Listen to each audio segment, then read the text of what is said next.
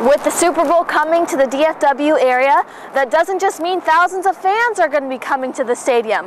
In fact, big sporting events are often huge targets for sex trafficking. I had no idea that this was going on. That's a huge shocker to me. A school like TCU, it's definitely in a bubble, so we're not really aware of what goes on around, and I really had no idea about that. I don't know if you knew, but sex trafficking is going to be a really big deal during the Super Bowl this year. Rachel Adcock, a volunteer for sex trafficking awareness, says she isn't surprised that several students aren't aware that events like the Super Bowl attract the buying and selling of American children.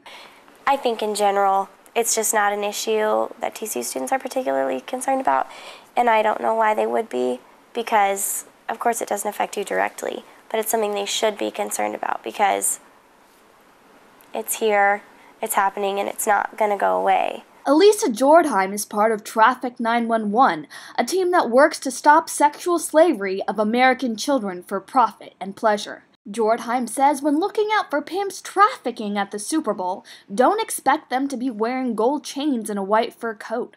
More cases show mothers selling their children, from which they are then prepared to be trafficked. They bring them in through what's called a 2-week boot camp, where they literally will starve them, bring them into psychological and physical trauma. They gang rape them. It's very intentional what they do.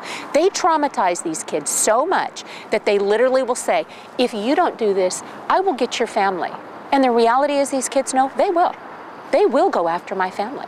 People often think that this is an issue that happens in other countries and can't be happening in the Dallas-Fort Worth area at the Super Bowl. So we know that there are between 100 and 300,000 children a year trafficked into sex trafficking in the United States. So if that's the case, and we're talking tens of thousands are trafficked into Dallas, how many already exist here in Dallas? It isn't just Dallas. Every month, 256 young girls are trafficked into the Dallas and Fort Worth area. The average age is 12 years old, and their life expectancy is estimated at 7 years as a sex slave. For TCU News Now, I'm Katie Love.